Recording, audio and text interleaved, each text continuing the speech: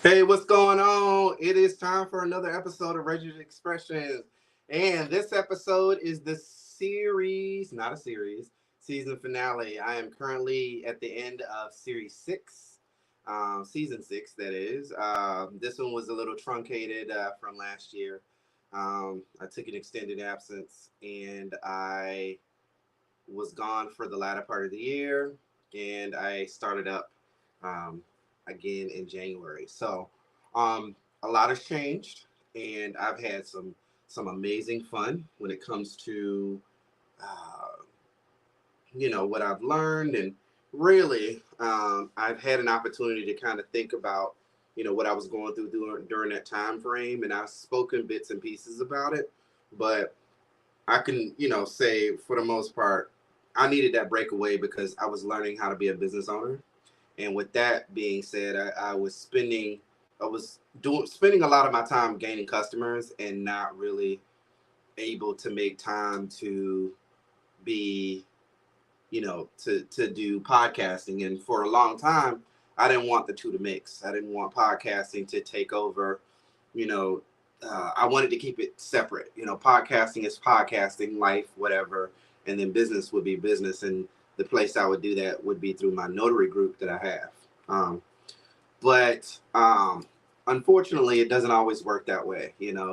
Work bleeds into life, life bleeds into work, and they all inform each other. So you have to do, sometimes you might have to find yourself having conversations about something that frustrates you about your business that is really consuming your life. You know what I'm saying?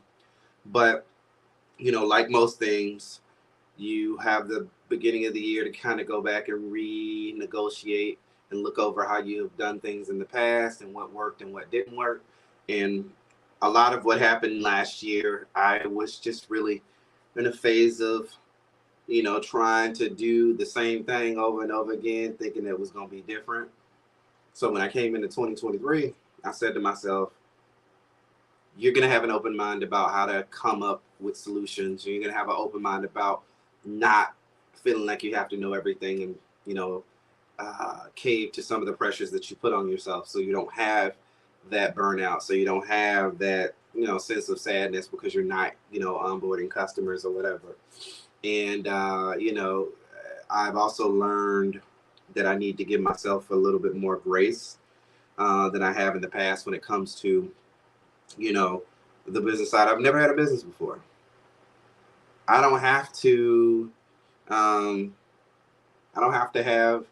Um, I don't have to be so rigid when it comes to certain business circumstances. Like there are going to be times where I won't, bring any customers on, and then there's going to be times where I have a big behemoth of a customer that I onboard, and it all works out. It makes super sense, and yeah. So, kind of what I do when I look at these series finales is I go back and I look over some of the episodes that I've done so far. This is episode number 15. Um, I've had some really good conversations. Sometimes I actually had a reposted a conversation that I had with my dad that I think is going to be super relevant to the kind of conversation that I'm going to be having with my grandmother in August. Not August, but April, which is in a couple months. Actually, a month, a little bit less than a month. Um, and I've noticed that this time after the break, I really didn't have to spend a lot of time producing an episode. I kind of would already think about the topic prior to. I just had to record it. And, what I've learned about myself is that I'm not a person that too many rules can affect how I really put my work into something. If it's too many rules and it becomes very convoluted and it's something that I never imagined, then I'll typically step back. I need to have a little bit of freedom when it comes to my creativity. I need to be able to create and think and have an environment that will encourage me to do so, rather than feeling like I have to have deadlines. So it was easier for me to process in the sense that I didn't put so much pressure on me to, okay, you got to make an episode, you got to do an episode, you got to do an episode. it just kind of happened to work because I knew that was a part of the routine, and it was something that I would look forward to because I would get, um, I would get opportunity to offload some of the things that I've been thinking. And another caveat to that too was I took the restriction off of talking about business because before, when I had the restriction of talking about business, I really found myself trying to figure out like, what am I going to talk about? What am I going to seriously talk about? I ain't going to have nobody on to interview. It's just going to be you. What are you going to be talking about this time? So, that made it a lot easier to to work with also because you know I wasn't solely based on trying to come up with one particular topic and make sure that I don't let it weave into something else. I was free to just be able to speak and talk about the things that impacted me at the time. Another thing I didn't do coming into this time was sponsorships. Sponsorships for me were great, and they did add a extra, piece of revenue, to what I was doing. But the people that I had chosen to represent or advertise for, um, very quickly they were interested in what I was intending to do, with doing commercials and all that other stuff. They loved it, but I didn't get very much feedback from them in terms of if it was working. Or sometimes I would call, they wouldn't respond. Sometimes I would, I had intentions of interviewing both owners, but that never happened. I actually had a interview set up for one of the owners, and it was supposed to be that weekend. I started getting into like Thursday of that week. I'm reaching out, texting, no response. So I kind of assumed that it wasn't going to happen. And I saw them weeks later and was like, oh, yeah, but we're going to do it. We're going to do the interview. And it was like, at that point, it was like, you know what? I'm good. I didn't really say anything else about it. And, I just kind of had to let um, those sponsorships kind of go by the waistline, unfortunately. Maybe in the future, I might do something as I might be able to do something, to other local businesses, but because I have the income that's coming in from my business, I don't feel pressured to have to make that happen. If that makes sense. Um, but yeah, it's been 3 years since we've been in this podcasting space, and honestly, it has been it's been fun. It's been fun to do. I've gotten to learn a lot about myself. Um, I did take some time to step away from Black Podcasters Association, and honestly, I wrote them a heartfelt, message, basically stating to them that honestly, I was so wanting it to work, and that's just impatience on my part. And I was so wanting there to be this big use of the platform, and I guess I was kind of rushing it a little bit. So I say all that to say, when it came down for me to kind of do my leave of absence, I just kind of left abruptly, and I felt embarrassed to go back because it's like, you spend so much time, talking to the owner about, the why aren't people engaging, and then you did the exact same thing that they did. It was embarrassing. So it was a humbling experience that I just had to go back and right the wrong, and maybe he and I can sit down and have a conversation about how I can be used in the future, and maybe set some boundaries on what I can do to not feel like I have to just walk away. Um, but shout out to him and his group. His group has grown, significantly. I'm really happy about it. I'm glad to have a relationship and maintain a relationship with him. And it's good to see him do his thing. It's good to see people win. It's good to see Black people win. Who really at the core, I just want us to be able to elevate and, be a part of whatever everybody else gets, Um, so let's talk about some of the episodes that I've done.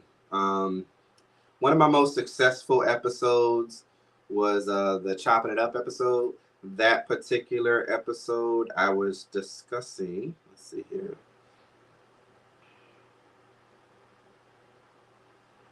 I'm gonna pull it up real quick. We'll get a snapshot of it.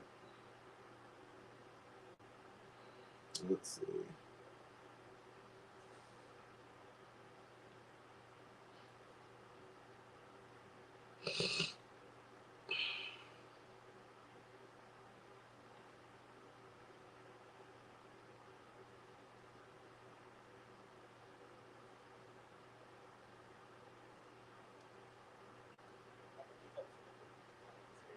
They hadn't considered in the past. So I don't take what I have and what I'm doing lightly.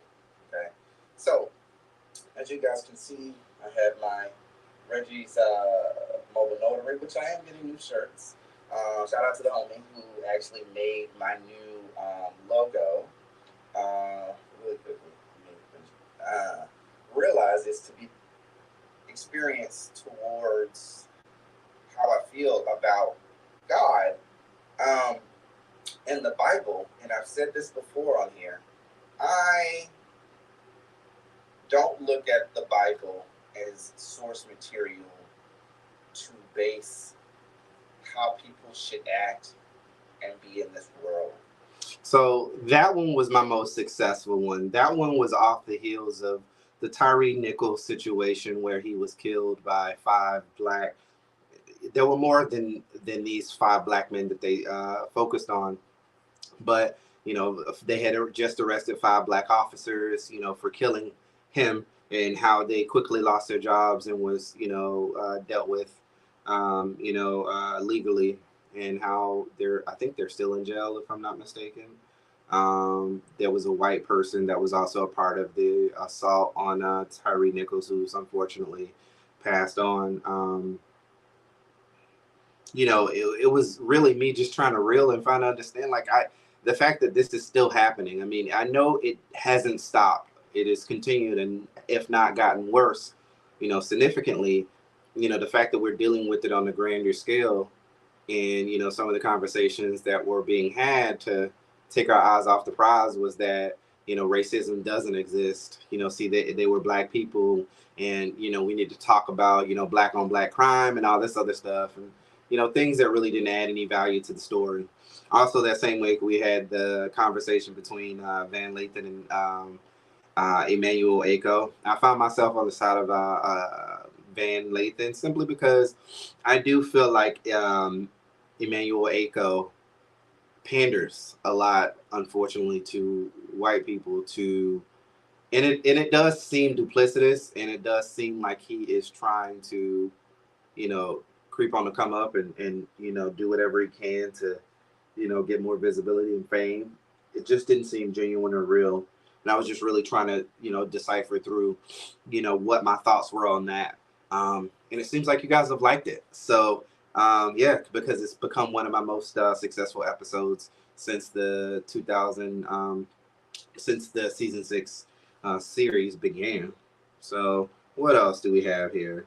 The downside of being a business owner. That one was really cool, because I felt like I tapped into something that a lot of people don't like to talk about, which is the downside, because they feel like, negative. If we focus on the negative, then we'll be in the negative. But the reality of it is we just have to have a mindset of just understanding that there are multiple sides to the story. And when we go and we give people call to actions, we have to be realistic about what our experience is, so that we can set proper expectations, and not continue this state of thinking that when you become a business owner, things are going to make sense. Trust me, me being in the business as long as I have at this point, a year, there are times I still find myself pulling teeth trying to figure out, like, what can I do? to gain more business. So do this and do that. I want to do Ron, have all these ideas and wants and not necessarily have the means to be able to do it because you don't have the clientele that's willing to make that happen. So that was a really interesting conversation. And I actually took over to my notary group, which I'll tell you guys more about here in a minute. But I in my notary group, a couple of them were happy with, some of the things, and they thought that it was really cool how it made them think. And at the end of it, I tied it up with a bow, reminding ourselves that we can choose how we react, and sometimes we're being very hard on ourselves. Let's see what else. What are some other episodes that you did this year, Reggie?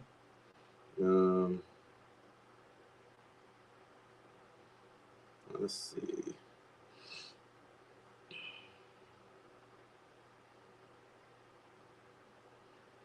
I'm up to 10 5 stars on my page. 5-star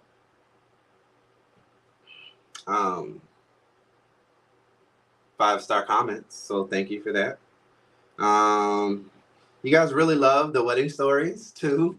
I think I kind of summed up all of the weddings that I had at that particular time. February 13th, that probably I had a wedding. I think that would have been 33, wedding number 33. So I told y'all wedding stories up until then. That was really cool because I was able to look back on that one and realize how much, number one, business I've done, and number two, how many stories there is and I can, be a part of and connect with. So the respectability and identity politics, I thought that went well as well. It was one before the chopping up what happened. The identity politics one actually did really well as well. It was number one out of the seasons, and then it changed from that to chopping it up.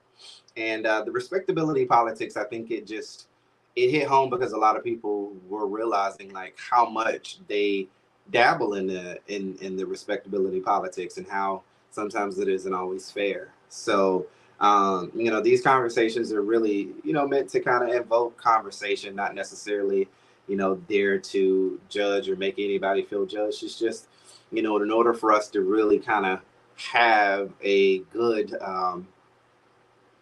good experience, we have to sometimes throw away some of the things that we've learned that don't really serve us anymore. Respectability politics is one of those things. Let's take a look. What else? I had a really cool episode about we got to figure this out. The Migos when Takeoff had passed away. It's sad because he was a young man, a young African American man, who happened to be killed, and I think that they've arrested the killer since then. I haven't really been following the story too much, but I think from a standpoint of just realizing like, how we're being killed at the hands of gun violence, the conversation shouldn't be about black on black crime, which it always starts out to be. It should be about what we have to do.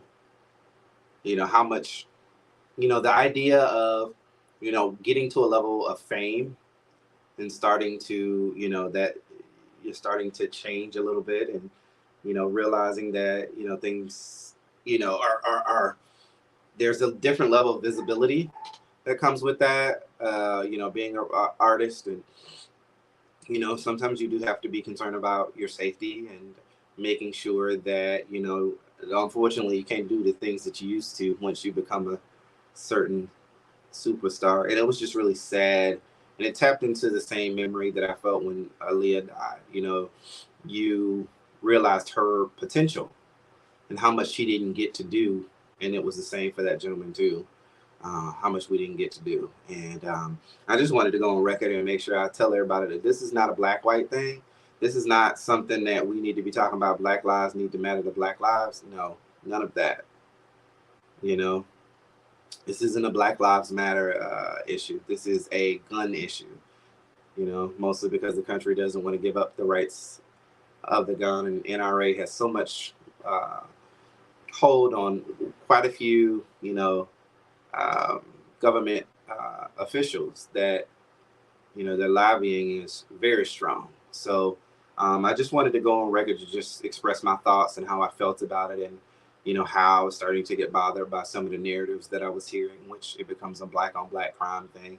And it's just never about that. Black on black crime doesn't exist because white on white crime doesn't exist.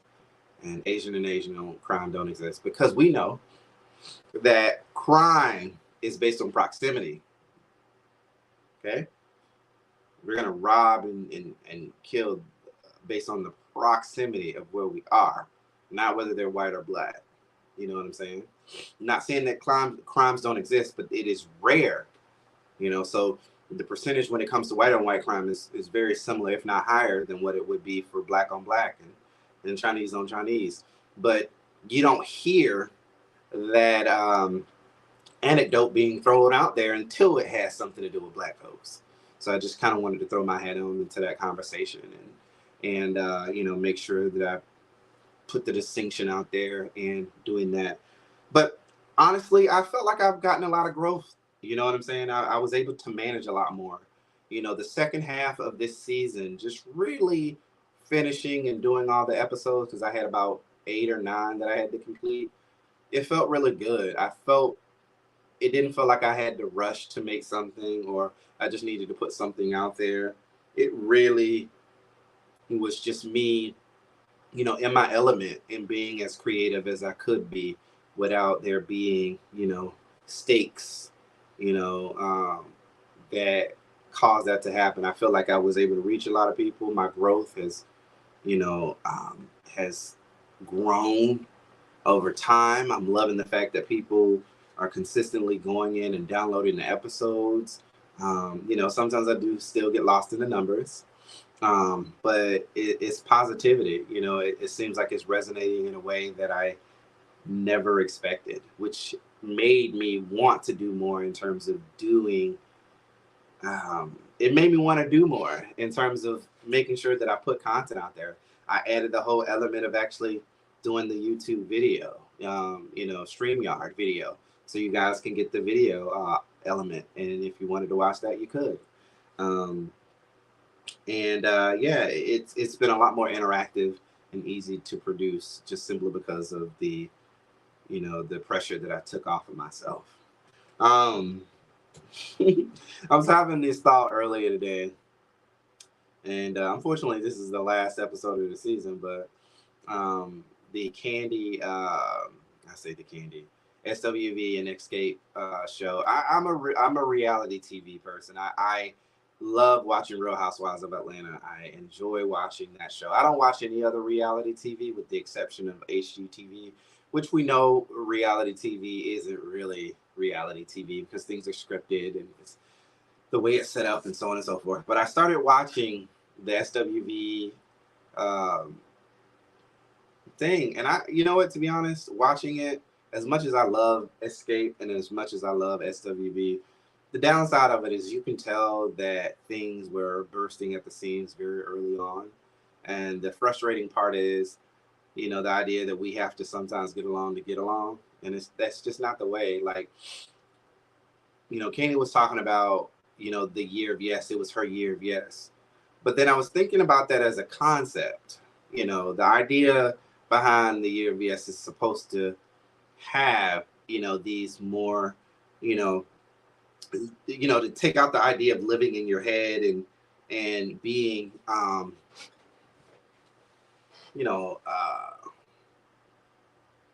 being too rigid and not being,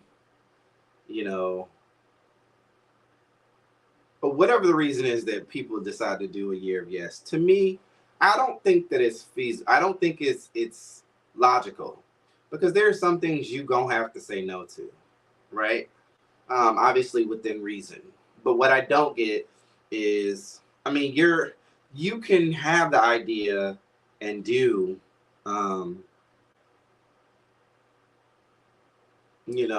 do the year of yes, but your yes has to still be impactful. It can't just be yes because you said to yourself it's gonna be a yes. I just don't get the whole concept behind it, and I'm kind of I'm looking forward to seeing what's going to happen, but I'm also kind of scared as well because, the fact that that group has been, in the zeitgeist in the world for 30 plus years, or going on 30 years this year, and the fact that we still hadn't got it together yet, it's a little disheartening to be able to see. And then now they got SWV involved in their foolishness. So, it's gonna be a show, it's gonna be a ride, but that was on my heart to say. I'm gonna probably watch it, because I can't look away. But sometimes you know, the thing I took away from that is, deal with your issues, deal with them. Don't push them to the back burner. Don't push it to the side. Don't say I ain't got no, I ain't no issues on my end and nothing like that. Don't do it. Okay, deal with your problems, because if you don't, they're gonna come back to. They're gonna come back and. Oh, sorry. It's gonna come back to haunt you. It's gonna come back to haunt you. It ain't worth it. It ain't worth it. It ain't worth it. It's not worth it. That's gonna come up twice. So, that's all I got. I was hoping that I would get a little bit more interaction from you guys, but it is what it is. Sometimes that happens. If you guys do happen to go watch the replay, put in hashtag replay. I'm gonna take probably about a 6 week break. Because the next time I come back, the episode 1 is going to be my episode revolving around my grandmother. So that will be live. So you guys will be able to see. Hopefully you guys are able to jump on and interact and, be able to, just get some insight off of it, or better yet, just have a fun time. We're going to be celebrating an amazing woman, an amazing matriarch, and you guys will be able to get to see my family on a, deeper level, and seeing, the lineage in which I came from, and, how we're like any traditional Black family in the South. So you guys have a good rest of your day. I hope all is well. Thank you for listening to all this season. Thank you for the growth that I've gotten in the last few weeks in terms of all the episodes. And I hope that you guys continue. If you just now are finding this particular episode, what I need you to do is go back and binge all of them. We still have 6 seasons that you guys can listen to. So I'm on break for the next few weeks. You can still catch me in social media, and that's Reggie's Expressions, REGGEE '(S) Expressions on Facebook. You can also find me at Reggie's Expressions, REGGEE '(S) Expressions on YouTube. I'm sorry. And then on Instagram, it is Reggie, REGGEE _expressions. And then you can find links on Instagram. It will have links to all of my other social media. So if you guys want to get a chance to take a look at some of the other things that I have going on, please feel free to do so. Eternal Unions Weddings, and you can search that in Google. It will pull up. It will take you to the website if you want to get booked and all that other fun stuff. Just let your boy know. All right. You guys have a good rest of your night. I appreciate each and every one of you. Again, the Cash App is up. It is not required, but if you want to donate, I really appreciate it if you do. If not, it is what it is. All right, guys. This is bidding you adieu, at least until 6 weeks from now. Okay. You guys have a good rest of your night, and I'll talk to you later. Bye.